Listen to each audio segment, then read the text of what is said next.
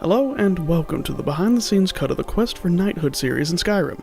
This project has been a huge undertaking and I've basically had to teach myself how to mod Skyrim from the ground up in order to make it happen. But in doing so, I've created a world of lush and vibrant new characters that are interesting and quirky at times. The most notable of these characters are Grom and Mika, the center of the entire series.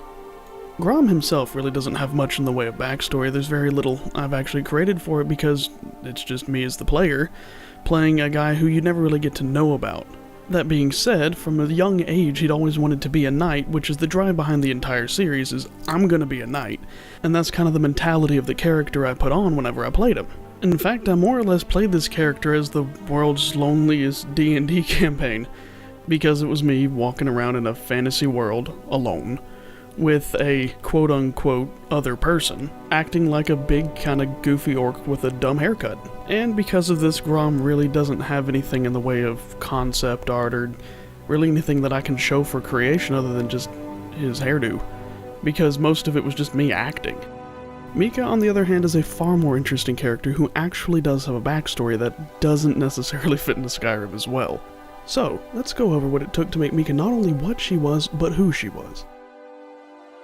So this is one of the original concept drawings for what Mika would look like, and it sort of reflects the original kind of happy-go-lucky attitude, which wasn't necessarily reflected in the game itself. We'll get back to that later. Now, Mika was originally designed as a D&D character, so her race would be listed as Tiefling, with all the demon hanky-panky going on, and was born to a relatively aristocratic noble family, and exiled because Tiefling. And after that, kind of earth-shattering event in her life, she spent the next couple of years doing odd jobs around, and that's where she met Grom, who hired her as his squire. In-game, however, Mika simply poofed into existence on the little island that we started on, simply out of my own volition because, well, that's how the game worked. Now, making Mika look right in-game was actually a fairly involved process, and I had to do a lot of standing on the backs of giants as I pulled bits and pieces from other mods and stuck them together to make something that was what I was trying to create. That purple skin color was actually just a recoloration of, I believe it was the Pride of Valhalla skin. And the whole glittering thing was just sort of something I did on a whim, but ended up being one of my favorite parts about the character because it was just sort of a visual interest thing that I don't know if anybody noticed, but it was just sort of made her more unique. In fact, I put that on all the other tieflings because I made a tiefling race mod, which is in fact playable. And, well, in the Skyrim Together series that went up a little while ago, that's what Brenus is, and his hands are very sparkly. But I digress. Mika has a lot of custom textures. In fact, her entire outfit was redone from a chainmail version of the Draugr stuff, and then I went in and made the metal look less rusty and added that nice kind of silky burgundy thing going on, which is sort of the look and kind of became the aesthetic of the entire series, or at least just the two of them. Whenever I made the retextured armor for Grom whenever we got out of the Meridia's Beacon quest. Mika also utilized a custom AI event in which Grom, me, got below 50% health, she would cast a spell, which happened to be healing. At one point in testing I had that set to Ice Spike, so she kind of treated you like a hurt horse, and would put you down if you got hurt. That was kind of fun, and I kept it around for a little bit until I actually wanted to play the game properly and set it back to healing.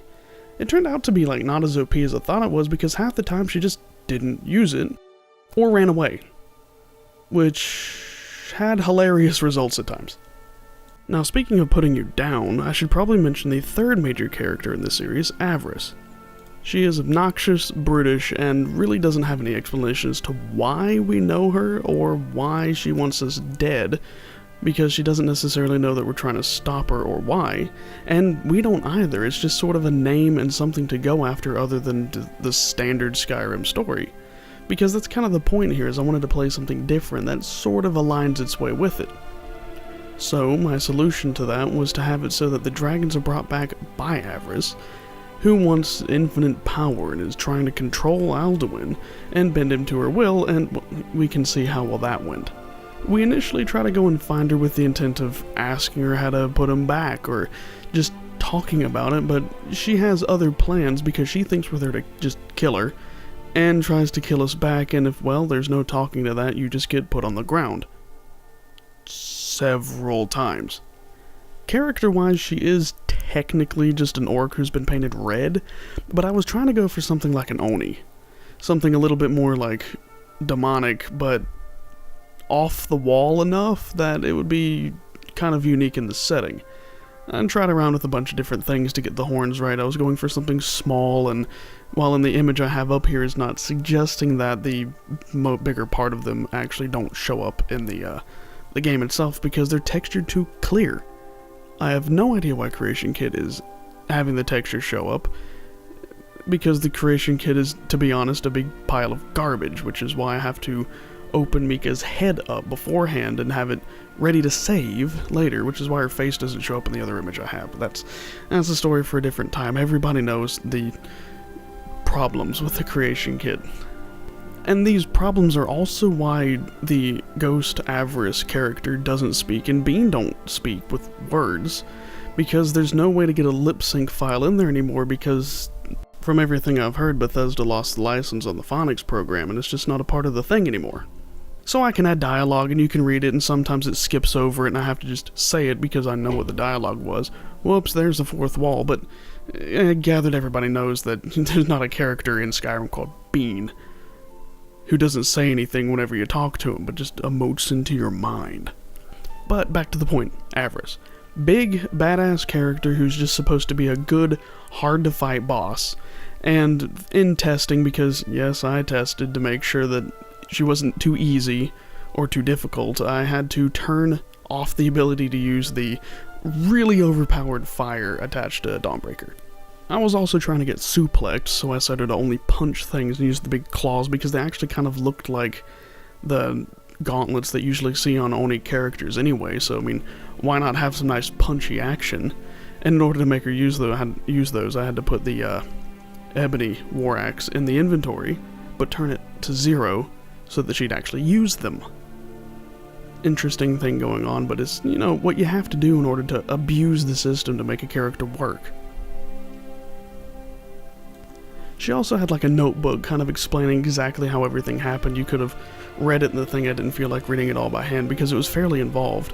And by default, whenever I went and tried to search the body, there was nothing there, and I had to do a swift little jump cut and spawn it in with the console and put it in the inventory, and I think it was seamless enough that you wouldn't have noticed unless you were really paying attention, but it's one of several times in which I had to do stuff like that. The other one was, big one was whenever we had to go and find that Valair guy, the yellow dude who was lying dead. Whenever I walked in the room, he was still fucking alive, and I had to go and kill him, step back out, shut the door, and then open it again and act like he was already there. So that's a welcome to modded Skyrim sort of things. Whenever you set somebody's health to -70, they're still not dead. Woohoo, thanks Bethesda. But it managed to make a pretty good thing, and I feel like it was concurrent enough, and I was able to shoehorn them in a way that didn't completely destroy what was already there with the thing with Arvel and the, you know, basically pawning them off as accomplices to Avriss, because who in the right mind would actually want to follow crazy woman? But she's kind of got this Azula thing going on, and, well, I don't want to get suplexed, so I'm just going to go along. Now I should probably cover some of the things that aren't as concurrent with the story, mostly like gags and little things that I did for the humor that just kind of add a little bit of variety and interest to things that would have been kind of boring whenever it's walking simulator-y, or I find something interesting or make just a pun. The most off-the-wall one that I think I did was probably whenever I referenced Flea from Red Hot Chili Peppers, looking at the Strider, which looks like a giant flea. To me, you can't say it doesn't, it looks like a fucking flea. But, I mean, I don't know how many people know what the guy looks like, because, like, I knew who he was, but it's just like, I found some random pictures, just like, yeah, let's just have Flea running around because I mentioned the name. But that doesn't really hold a candle to one of my favorite gags, which I'd actually planned for the longest time out of anything in this, was the Meridia's Beacon potato gag. In which I'd made jokes in the past about, it's like, it looks like a cut potato, what are you doing, you stick a headphone jack in it? And, well, yes, for that gag, I literally grabbed a potato, wore some black gloves, and jammed an aux cord into the potato. And used the wrong color green screen and had to mask it horribly. I mean, I could have done better, but to be honest, I didn't expect to be finding that item in that chest. It was the chest of some giants. I didn't know that was a boss chest. I was expecting to find it in Bleak Falls Barrow and make a joke about it there, which would have been like the next week's episode. So I'm just like having to rush around to find a potato so I can stab it with a headphone jack. That was also the same quest in which I recorded the wrong screen for the entirety of the episode in which I was going through it, and ended up making an animatic later using some faceless characters of which I drew some other faces on to make the stuff work. The characters themselves were hand-drawn and colored with markers, and then I used a mouse to draw the other faces on. Yeah, that's difficult. There's a couple of thumbnails in which I used a mouse to draw, and you can tell, and that's kind of the point. Although I feel like that episode kind of went together better than expected, although, yeah, there was a lot going on in that one to make it look right. And I was kind of disappointed that you guys didn't get to see the first encounter with Senor Lagarto, the Exalted One, which was an absolutely horrible thing that I'd completely forgotten that I've added. That was like one of the first things that I ever did with playing with the creation kit, was make a giant lizard. And his hitbox seems to be in his left foot, although sometimes it's in the right. And he just one-shots you, so yeah, that's not a fun thing to play with. That's the game deciding that it wants to play the joke on you rather than you making the jokes with it, like all the Raven Rock guards not having any shirts on. Which I never quite figured that one out, but it was kind of funny.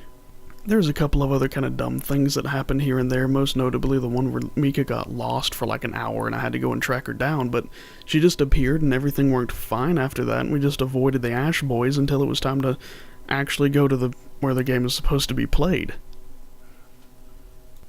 See, the only thing really left to mention is just music, like with the intro and outro. I mean, if you could even call the intro music, it's just the standard Skyrim startup sound with my YouTube logo sort of made into that. And the outro was made using the same basic pattern from one of the dragon music. It's weird, like 168.8 BPM, and I just made some other stuff over the pattern in the same key, which I guess was A.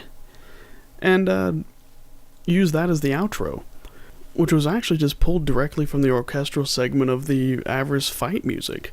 And the only real difference there is I put in like the arpeggiated synth on the outro, and in the Avriss track I had the electric guitar, which was played through a nearly entirely custom rig with pedals and guitar and amp and stuff, because I think it's fun to build my own stuff. And I'll upload that track here in just a bit so you can listen to that one without me yelling in the background. So to sum all of this up, I'm just going to let the outro play alone with nothing else over top of it so you can enjoy what I've created.